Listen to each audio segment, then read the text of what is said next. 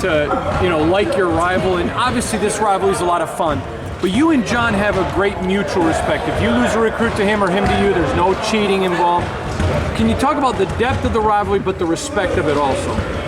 The rivalry's gone a lot of different ways over the years. When you've been here as many years as I have, you've been through the Skiles era and Antoine Jobert, you've been through the Fab Five, you've been through some negative times for us, some negative times for them, you've been through winning streaks by each group, but I'd say the last 5, 6, 7 years, it's now where rivalries are supposed to be, and that's where both teams are really good. And to think that we've had 2 top 10 teams in this state, not only this conference, but in this state for almost the entire year, is something that all the fans should enjoy and everything. But still a rivalry. It's a respectful rivalry. Tom, anytime you play Michigan, it just means a little bit more, doesn't it?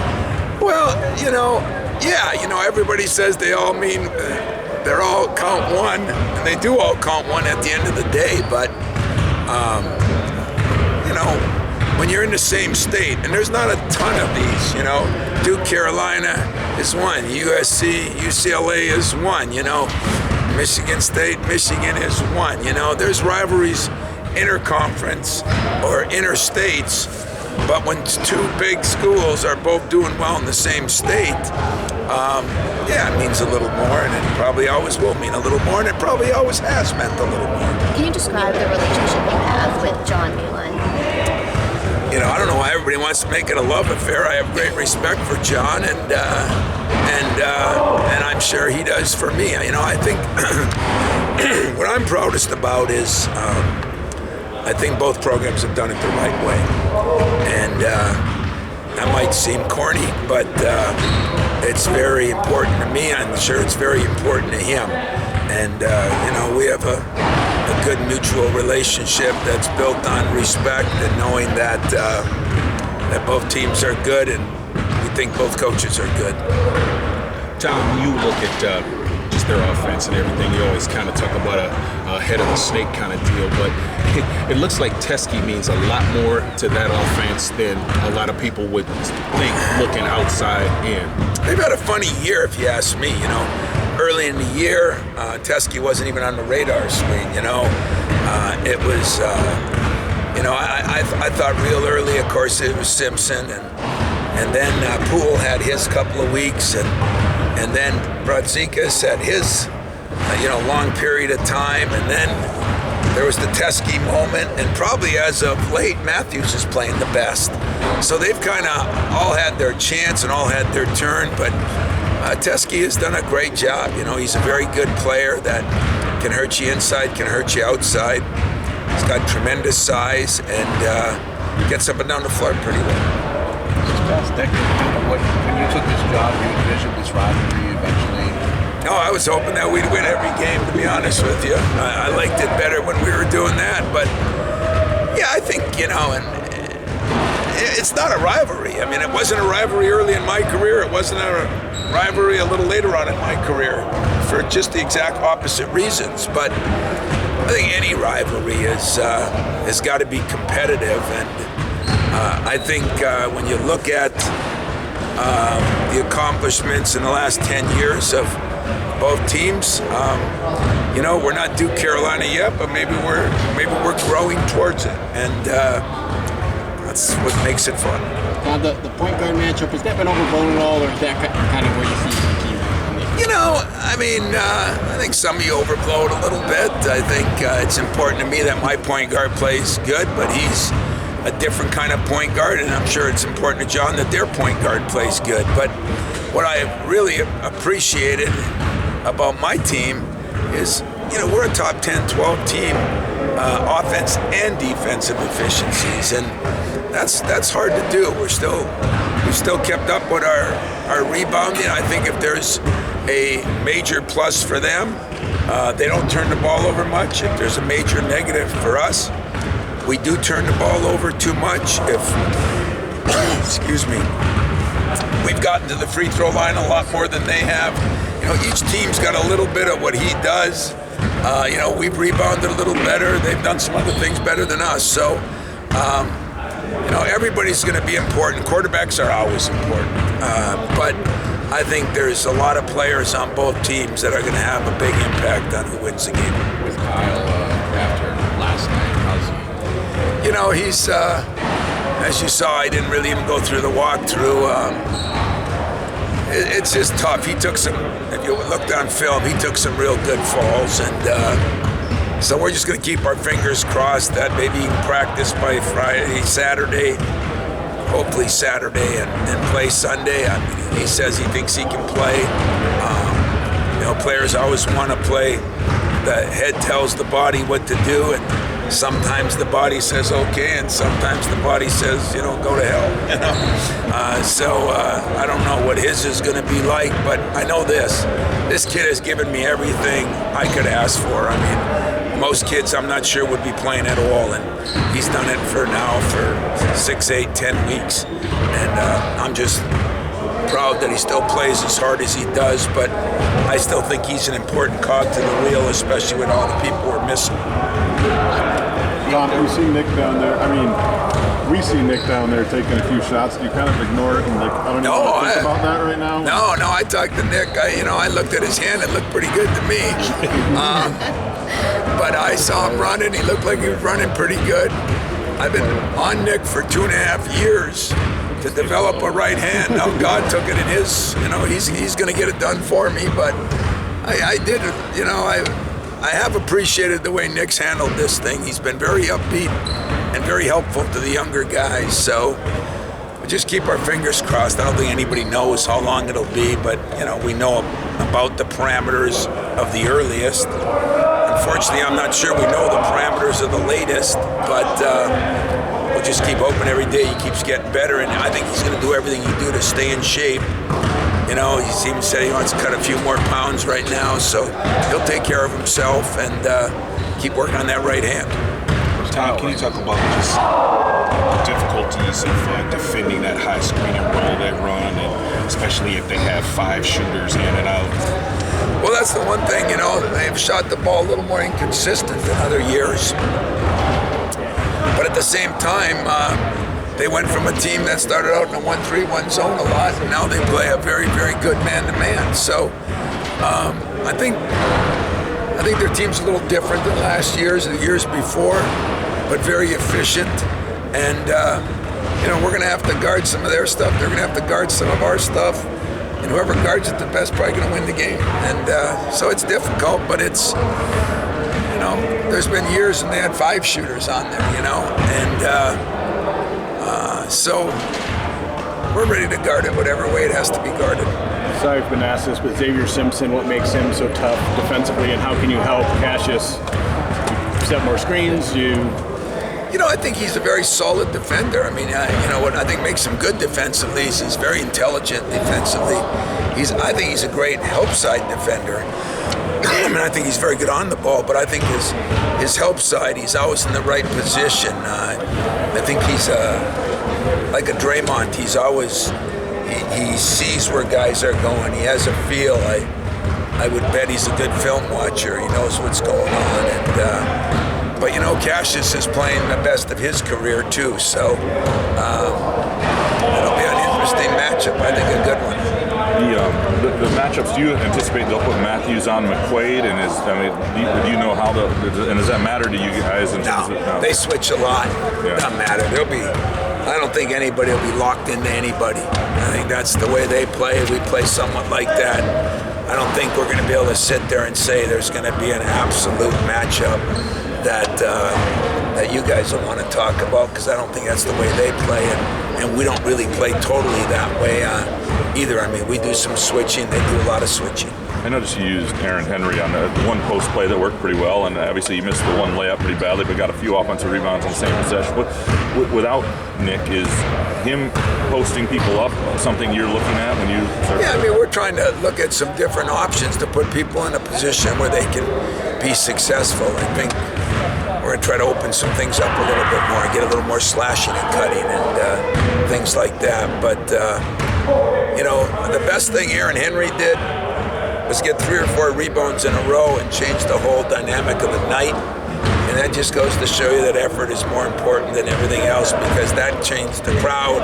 It ended with a 3 by McQuaid. I think we got the lead then for good.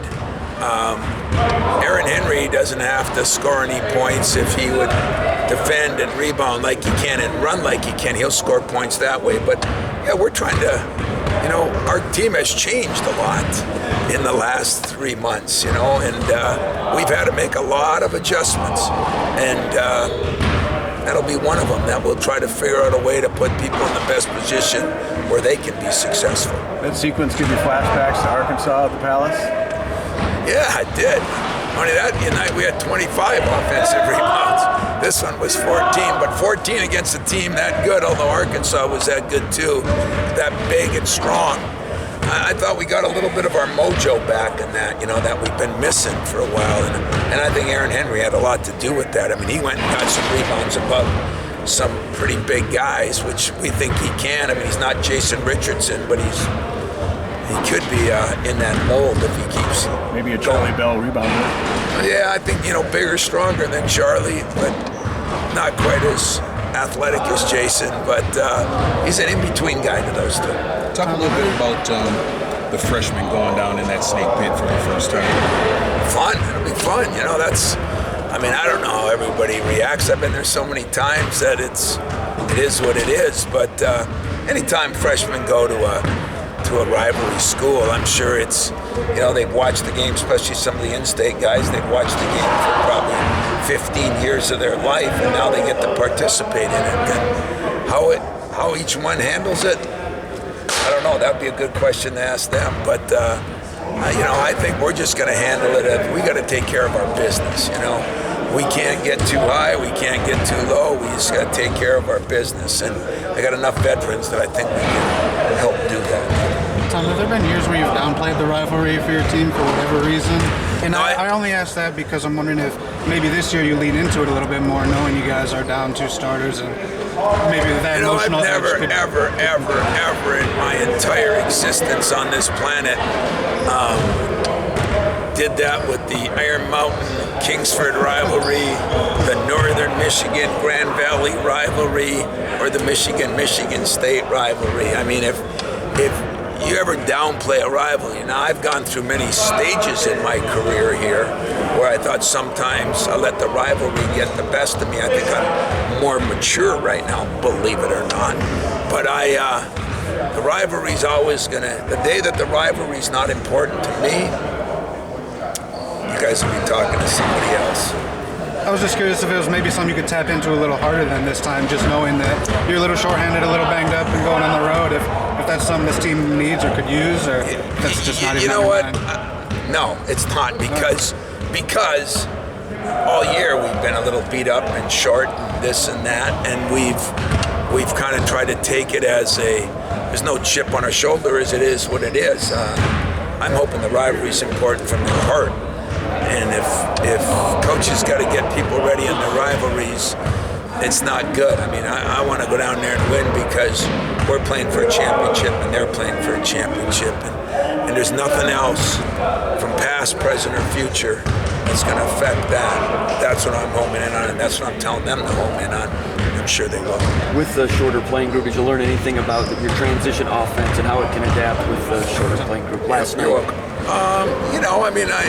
I guess I played a little shorter playing group, but at the same time, I played 10 guys, just not as many minutes, or 9 guys, But, with Foster and with, Gabe and Thomas played a little bit more, and, Aaron Henry played a decent amount. So there's just not that many left in the stall, But the only thing I learned is, you always worry about foul trouble. You always worry about fatigue. And in this game you do too, because the rivalry and fatigue of just the excitement of being a part of such a great rivalry, everybody handles that differently. And usually the first couple of minutes of those kind of games, people spend a little more energy maybe in the preparation for it.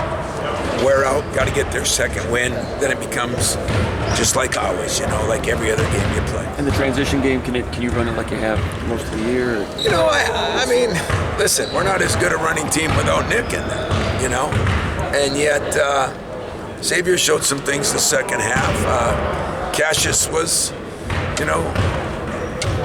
tired at the end. I mean, so I just told him get more sleep, eat better this week, because I don't plan on changing our style, and I don't know. I'm going to try to get him a little more rest here and there, but sometimes I can, sometimes I can't. I know. He knows that, and I know that, and that's the way we are. Sorry. I know you, whether we blow it out of proportion or not, the matchup with Cash and Xavier, it's just by the fact that he's at the point he's at in his career, a junior now, works, everything he's been through, is he better prepared not to let that stuff kind of affect him and not just think about I don't know. When we say it affected us, that means we put everything on Cassius last year, and it wasn't all on Cassius. I mean, we had a lot of guys that didn't maybe play as well as they could play. There were shots that went in, shots that didn't go in, but I think you assume that title and position whenever you're a quarterback of anything. Whenever, if a goalie doesn't play well, it's his fault. If a pitcher doesn't pitch well, if a quarterback doesn't, one gets the best of the other one. I don't know. It's hard to measure the best because they're completely different players in a lot of ways. But I think Cassius has improved a lot defensively. I think his offense is at a level like very few have ever been here. Very few. A couple, but very few. And he's still able to, get those assists, to be able to do what a Scott Skiles maybe did, or do what Kalen Lucas did, or I'd say that Denzel Valentine. There's three guys in 30 years, and Cassius is at that level of doing those kind of things, and that's what excites me. I mean, everybody looks forward to the rivalry. He grew up in the state. He knows what it's all about.